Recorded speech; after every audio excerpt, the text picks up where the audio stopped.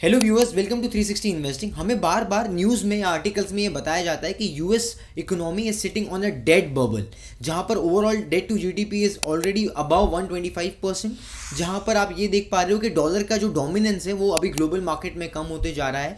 इसके बारे में हम बात करेंगे। Also there is one more pointer कि यूएस मार्केट्स ऊपर जा रहे हैं despite the economy not doing well. So US market में डाउ जोन्स ऊपर जा रहा है, Nasdaq already life time high बना रहा है। अगर आप डॉलर इंडेक्स देखोगे तो वहाँ पर भी 90 से लेके 110 और 105 की रेंज में आ गया है। सो डॉलर इंडेक्स ऊपर जा रहा है। क्या इसका मतलब ये हुआ कि यूएस इकोनॉमी अच्छा कर रही है? But that's not how actually economy works. So आज हम डीप डाइव करेंगे और ये भी समझेंगे कि क्यों इतने ग्लोबल लेवल पे गोल्ड को इतना ज़्यादा डिमांड क्रिएट होके मिल रहा है। बिकॉज अगर आप रिसेंट के 3 से 4 सालों में देखोगे तो गोल्ड 35-40,000 से ऑलमोस्ट 74-75,000 तक आ चुका है इंडिया में, और ग्लोबली गोल्ड में बाइंग ही जा रही है। अगर आप यहाँ पर देखोगे अभी स्क्रीन पे तो यहाँ पर आपको दिखाया जाएगा कि कैसे चाइना में, इनफैक्ट टर्की में, lot of different countries including India, जहाँ पर मेजरली गोल्ड का बहुत ज़्यादा बाइंग किया जा रहा है थ्रू सेंट्रल बैंक्स। मतलब कंज्यूमर तो बाय कर ही रहे हैं, लेकिन सेंट्रल बैंक्स खुद बहुत ज़्यादा इंटरेस्टेड है गोल्ड बाय करने में। एक और चीज़ हमें ये देखना है कि India being the second largest consumer of gold, India second largest consumer gold का फर्स्ट कौन है? अगर आपको पता है तो मुझे कमेंट्स में बताइए। In fact first biggest producer of gold is China. ठीक है, यहाँ पर चाइना खुद भी बहुत ज़्यादा रिजर्व्स गोल्ड में क्रिएट कर रहा है। और अगर आप लार्जर गोल्ड रिजर्व्स की बात करोगे तो यूएस गवर्नमेंट के पास में सबसे ज़्यादा गोल्ड के रिजर्व्स है। So 3 major questions that we are going to understand in this video, जिसके थ्रू आने वाले टाइम के जो आपके इन्वेस्टमेंट्स है, आपके पोर्टफोलियो, उसको आप एक सही गाइडेंस दे पाओ। तो चलिए देखते 3 कौन से सवाल है। तो सबसे पहले हमें ये समझना है कि जो एक्चुअल रैली आया है गोल्ड में, इसका मेन रीज़न क्या था। दूसरा, क्योंकि अभी एक जियोपॉलिटिकल वर्ल्ड में अलग अलग ग्रुप्स फॉर्म हो रहे हैं। China want to be the leader, Russia is supporting China because they are now one group. उसके अलावा यूरोपियन नेशन, यूएस और India is trying to balance the act in between to gauge business from both the ends. ये सब चीज़ें already हो रही है। तो how is the overall global picture looking like? ये 2 क्वेश्चन। उसके अलावा थर्ड क्वेश्चन ये होगा, is this the start of a new era? Because जहां पर US probably might lose its dominance.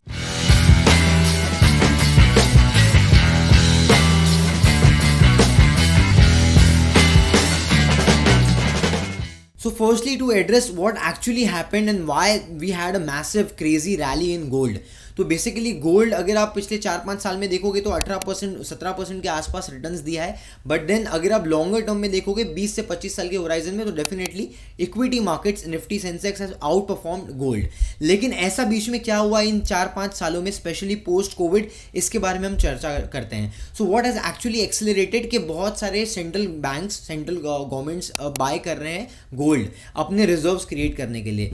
ये रिजर्व्स बहुत सारी कंट्रीज पहले यूएस करेंसीज में भी करती थी, और अभी वो डिपेंडेंसी कम होते जा रही है, जिसके बारे में हम आगे भी समझेंगे। बट देन क्यों एक मेजर शिफ्ट हुआ गोल्ड के लिए, इसके लिए थोड़ा आपको बैकग्राउंड देता हूँ। वर्ल्ड वॉर 1 के टाइम पे यूएस ने आर्म्स एंड एम्यूनिशन बेच के काफ़ी पैसे कमाए। वर्ल्ड वॉर 1 के बाद में US economy was doing fantastically well, और 1929 में एक ग्रेट डिप्रेशन आया जहां पर एंटायर यूएस मार्केट कोलैप्स्ड। अब ये कोलैप्स इतना बड़ा था कि इसको ग्रेट डिप्रेशन बोलते हैं, बिकॉज अगले 10-15 साल तक यूएस इकोनॉमी रिकवर नहीं कर पाई। बाद में यूएस को एक अपॉर्चुनिटी मिला in the phase of world war 2। World war 2 के टाइम पे US acted very smartly. They acted as merchants. उन अलग अलग कंट्रीज को आर्म्स एम्यूनिशन प्रोवाइड किया, टेक्नोलॉजी प्रोवाइड की, टेक्सटाइल प्रोवाइड किया, और खुद के कंट्री का पोजीशन सुधारा। In the end of the World War II, US become a prosperous nation and they were in a position to dictate the terms. और वहाँ से शुरुआत होती है यूएस का डोमिनेंस का एरा का, राइट। और यहाँ पर एक और भी प्रॉब्लम्स जो हुई थी अलग अलग कंट्रीज के साथ में, let's say for example Saudi Italy के साथ में जो डिस्प्यूट हुआ था, तो वहाँ पर सऊदी को प्रोटेक्शन चाहिए था। यूएस ने यहाँ पर एक बहुत स्मार्ट वर्क किया कि सऊदी के साथ में उन्होंने एग्रीमेंट किया, जहाँ पर उन्होंने बोला कि हम आपको सिक्योरिटी देंगे, प्रोटेक्शन देंगे, इन अदर टर्म्स आप हमारे साथ में जो ऑयल का डील करोगे डॉलर टर्म्स में, आप सेल आउट करोगे ऑयल सबको। तो basically rest of the gulf countries also gone on the similar route, और यहाँ से डॉलर का डोमिनेंस शुरू हुआ। अब पहले के टाइम में जब आप डॉलर में डील करते थे, उसके पीछे का सबसे बेसिक रीज़न ये था कि गोल्ड के साथ में डॉलर को बैक किया गया था, क्योंकि वहाँ पर वो उस टाइम पे यूएस के पास ज़्यादा गोल्ड रिजर्व्स थे। तो इन शॉर्ट किसी को भी एक प्रॉमिसनरी नोट का अगर वैल्यू चाहिए तो वो अपना यूएस टर्म्स में डील कर सकता है, डॉलर टर्म्स में। और अगर कभी आपको रिडीम करना है so US will give you the kind of the value of dollar, मतलब you will get the gold in terms of the dollar which you are holding. और ये बाद में ब्रिटेन वुड्स सिस्टम के थ्रू इम्प्लीमेंट किया गया और वो ब्रिटेन वुड्स सिस्टम कोलैप्स हुआ बाद में, क्योंकि आने वाले टाइम में जैसे जैसे ट्रांजैक्शंस बढ़े और रिजर्व्स कम होते गए यूएस के पास में gold reserves, it was very suspicious कि आने वाले टाइम में हो सकता है कि जो इकोनॉमी में फ्लो हो रहा है डॉलर, इक्विवेलेंट अमाउंट का या इक्विवेलेंट वैल्यू का यूएस के पास में रिजर्व्स ना बचे, गोल्ड रिजर्व्स। और ये एक्चुअली हुआ बाद में, एज द रिजर्व्स डिप्लीटेड, बाद में यूएस डिफॉल्टेड, जहाँ पर वो उन्होंने क्लियरली बोला कि they are not in a position to replace the dollar with your gold reserves, और वहाँ पर ये सिस्टम कोलैप्स होता है। अब ये सिस्टम जब कोलैप्स होता है तो बहुत सारे लोगों को एक जो ट्रस्ट था यूएस के ऊपर वो हट गया, बट देन फिर भी यहाँ पर एक फिएट करेंसी इंट्रोड्यूस हुई और जहाँ पर डायरेक्टली करेंसी के थ्रू आप एक दूसरे के साथ में ट्रेड कर सकते हो। अब क्योंकि अभी भी डॉलर टर्म्स में अगर आप देखोगे तो यूएस का काफ़ी डोमिनेंस था, इसलिए अभी तक वो आज भी चल रहा है कि यूएस इंटरनेशनल लेवल पे अगर आप देखोगे तो करेंसी की जो रिजर्व्स है और जो ट्रांजैक्शन की डिपेंडेंसी है वो यूएस डॉलर पे बहुत ज़्यादा है। इनफैक्ट अगर आप यहाँ पर प्रायर डायग्राम पे देख पाओगे तो 60% के अप्रॉक्सीमेटली ये डिपेंडेंसी है ओवरऑल ग्लोबल ट्रेड्स में। लेकिन ये नंबर कम होते जा रहा है। वाई वी आर सेइंग कि आने वाले टाइम में यूएस का डिपेंडेंसी और कम हो सकता है, बिकॉज ये नंबर कम होते जा रहा है। बिकॉज अगर आप ग्राफ में देखोगे ये नंबर पहले 70% या 75% के आसपास था, जो अब गिर के 58-59% पे आ गया है। अब जो हमने बात करी कि US is losing its dominance, इसको मैं थोड़ा और डेटा के साथ में और न्यूज़ के साथ में बैक करता हूँ, विटनेस करवाता हूँ आपको। So you can see on the screen कि यूएस का और जो सऊदी का है वो एक डील जो है पेट्रो डॉलर डील वो एंड हो जाती है अभी 50 ईयर्स के बाद में, जहाँ पर नाउ सऊदी अरेबिया अलग अलग करेंसीज में भी डील कर सकता है अपार्ट फ्रॉम यूएस डॉलर। उसके अलावा यूएस ने जो फ्रीज़ किया था रिजर्व्स अफगानिस्तान का, एंड उसके बाद में यूक्रेन रशिया के टाइम पे रशिया का, सिमिलरली अभी बहुत सारी कंट्रीज़ को एक बहुत ज़्यादा डर बैठ गया है कि कल को अगर हमारे साथ में कुछ हुआ तो यूएस वहाँ पर भी हमारे रिजर्व्स को फ्रीज कर सकता है। इसके लिए कंट्रीज़ लाइक चाइना RMB करके उन्होंने अपना खुद का एक सिस्टम इंट्रोड्यूस किया और उसके थ्रू काफ़ी सारे अलग अलग सेटलमेंट किए हैं। इनफैक्ट इंडिया और रशिया में भी सेटलमेंट हुए हैं ऑयल के प्राइजेस के लेके। तो अलग करेंसी, एक ऑल्टरनेट करेंसी अब वर्ल्ड ढूंढ रही है, right. So this is a world which is changing certain kind of orders जो पहले नहीं हुए करते थे। तो जैसे हमने बात की यूएस में रिसेशन आ सकता है और अगर यूएस कोलैप्स कर गया so what will change in this world. सबसे पहली चीज़ चेंज होगी that is your dollar dominance will reduce और डिपेंडेंसी काफ़ी रिड्यूस हो जाएगी डॉलर के ऊपर। उसके अलावा there will be more transparency in terms of trade and transactions. So काफ़ी सारे अलग अलग डिजिटल करेंसी इंट्रोड्यूस हो जाएंगे और all this will come into play.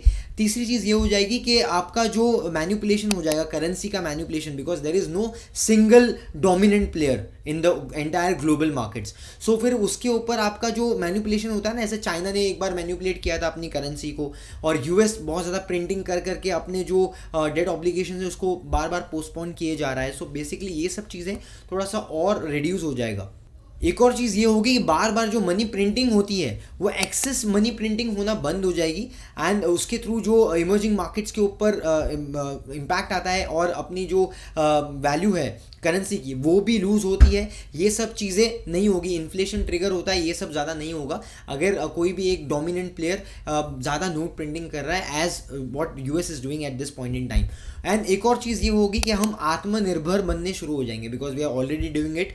We have realised कि अभी आत्मनिर्भर बनना ज़रूरी है। सो ये अभी तो we are in early stages, but then आने वाले 10-15 साल में अगर हम ऐसे ही मैन्युफैक्चरिंग के ऊपर और हमारे ग्रोथ के ऊपर हम ध्यान दें तो इंडिया आने वाले टाइम में one of the major contributors बन सकता है ग्लोबल ग्रोथ में।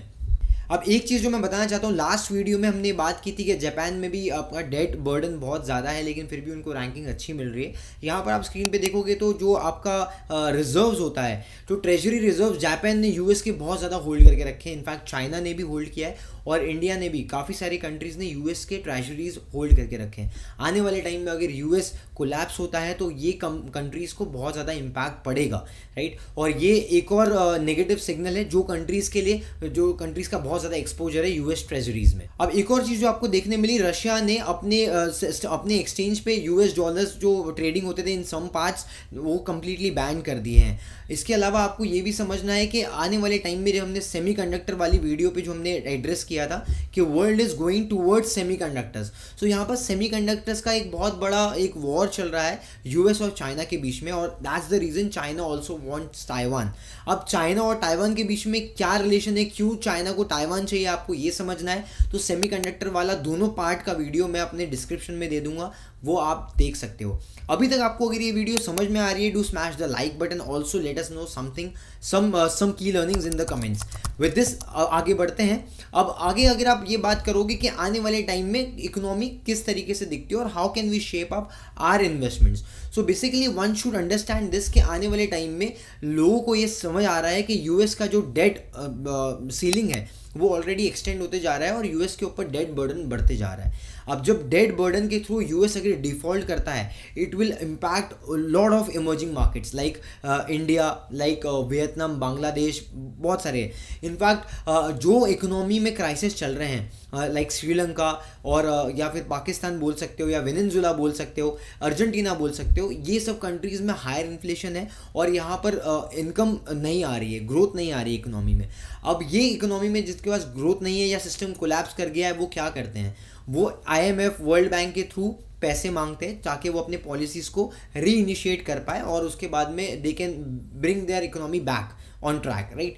सो ये सब चीज़ें होती है। बट देन अगर ऐसा होता है कि कभी आपने एक्सटर्नल डेट किसी कंट्री से लिया और उसके बाद में then what you can do, जो श्रीलंका के साथ में, चाइना के साथ में हुआ कि चाइना को, श्रीलंका को अपने पोर्ट्स बेचने पड़े क्योंकि डेट इतना ज़्यादा बढ़ गया था और Sri Lanka was not in a position to repay back, तो उनको अपने डेट, अपने रिस्ट्रक्चरिंग भी नहीं कर पाए डेट की, और इसलिए उनको शायद से कुछ पार्ट्स बेचने पड़े कंट्री को। तो वहाँ पर फिर अमेरिका भी आ सकता है कि वो अपने पोर्ट्स लगाएगा, अपने बेस, मिलिट्री बेस बिछाएगा दूसरी कंट्री में, और वो किसी भी कंट्री के लिए एक रेड सिग्नल हो सकता है, एक अलार्मिंग सिग्नल हो सकता है। और शायद हमने देखा है इसलिए ही रशिया और यूक्रेन के बीच में डिस्प्यूट्स हुए। वैसे ही पोलैंड ने भी अभी काफ़ी रिजर्व्स बनाने शुरू कर दिए, क्योंकि ये एक बहुत बड़ा अलार्मिंग सिग्नल है पोलैंड के लिए भी, क्योंकि वो यूक्रेन के बाजू में ही है। तो ऐसे इस तरीके से जियोपॉलिटिकल वर्ल्ड अभी चल रहा है, इट्स शेपिंग अप, और इसलिए इंडिया भी अलग अलग रिजर्व्स क्रिएट कर पा रहा है। और यहाँ पर आप देखोगे फॉरेन रिजर्व्स हमारे काफ़ी अच्छे हो गए हैं अगर आप इंडिया की कॉन्टेक्स्ट में देखोगे। इनफैक्ट इंडिया ने अप्रॉक्सीमेटली 75 टन्स के और गोल्ड रिजर्व्स भी इंक्रीज़ किए हैं। तो टोटल नंबर जो हो जाता है that is close to 235 tons approximately, अगर आप इंडियन रिजर्व्स की बात करो इन टर्म्स ऑफ गोल्ड। तो ये एक ट्रेंड हुआ है अभी, और इसीलिए आप देखोगे गोल्ड में इतना ज़्यादा बाइंग हो रहा है, बिकॉज कहीं ना कहीं वो एक वापस से ट्रेडिशनल अप्रोच आ रहा है लोगों के मन में। हो सकता है क्योंकि अगर आप यूएस की ट्रेजरीज ऑलरेडी होल्ड कर रहे हो और कल को यूएस डिफ़ॉल्ट कर जाता है, तो देन वहाँ पर there will be massive dispute, and उसके बाद में you are not going to get your money, मतलब मिलने वाला है नहीं, कब मिलेगा, how it's going to be restructure, that is something हम आगे आने वाले पार्ट में देखेंगे। But then for the time being this has been the shift what is happening globally, और इसके लिए काफ़ी सारे लोग अपने इन्वेस्टमेंट्स को डाइवर्सिफाई कर रहे हैं। एसेट एलोकेशंस की बात होती है, you need to diversify your investments in multiple assets, और यहाँ पर आपको गोल्ड, क्योंकि सबसे ज़्यादा सेफ है गोल्ड, क्योंकि उसका वैल्यू इरोड नहीं होगा। आज अगर कोई भी कंट्री या कोई भी कंपनी में आप बॉन्ड लेके जाते हो, राइट, फॉर एग्जांपल कोई कंपनी का बॉन्ड लिया आपने और वो कंपनी डिफ़ॉल्ट कर गई, ठीक है, तो आप किसके पास जाओगे? Well, you have other institution जिसके पास आप जाके कंप्लेंट कर सकते हो। लेकिन अगर पूरी की पूरी इकोनॉमी क्रैश हो गई, जैसे श्रीलंका के साथ में हुआ या वेनेजुएला के साथ में हुआ, तो आप क्या करोगे? Then that entire investment and that paper has no value. तो उसके बाद में बहुत ज़्यादा कुछ बचा नहीं है आपके पास में ऑप्शंस, और इसीलिए you need to have certain diversified options as well as your investment and your portfolio is concern. तो I think we have addressed all the 3 questions. To summarise, हमने पहले ये देखा कि क्यों गोल्ड इतना मैसिवली बढ़ रहा है रिसेंट में, एंड उसके बाद में हमने ये देखा क्या ये एक शिफ्ट है जहाँ पर डॉलर डिपेंडेंसी कम होते जाएगी। सो डेफिनेटली हमने ये चीज़ देखा कि अलग अलग कंट्रीज़ खुद के डिजिटल करेंसी लॉन्च कर रही है, इनफैक्ट बायलैटरल सेटलमेंट्स कर रही है। सऊदी ने भी ऑलरेडी 50 ईयर्स का सेटलमेंट अभी कंप्लीट कर दिया, ब्रेक डाउन कर दिया। तो ऐसे हम अलग अलग इंसिडेंट ऑलरेडी ग्लोबली देख रहे हैं। और तीसरी चीज़ हमने ये देखी क्या यूएस इकोनॉमी कोलैप्स हो सकती है या उनका जो डोमिनेंस है वो कम हो सकता है। तो हमने ऑलरेडी देखा अगर यूएस मार्केट क्रैश होता है उनके डेट ऑब्लिगेशंस के ऊपर, जो लीमन ब्रदर्स क्राइसिस में 2008 में हमने देखा, इससे और सीवियर इम्पैक्ट आ सकता है। So then definitely there is something to be worried about. और आने वाले टाइम में ऐसे ही केस स्टडी हम लेके आते रहेंगे। अगर you have really enjoyed this video, do smash the like button, also let us no some key takeaways in the comment section। अगर अभी तक आपने वीडियो देखा है और चैनल को सब्सक्राइब नहीं किया है तो आप सब्सक्राइब कर सकते हो। Also hit the bell notification. You can also share this video with family friends and also you can keep this video on status. और प्लीज़ लाइक कर दीजिए वीडियो को, because this is how YouTube will rate this video higher and this will help us to reach out more audience. ऐसे ही case studies जानने के लिए मिलते रहें। आने वाले टाइम में अगली वीडियो में हम मिलते हैं आपके साथ में। Till then keep learning, keep doing it.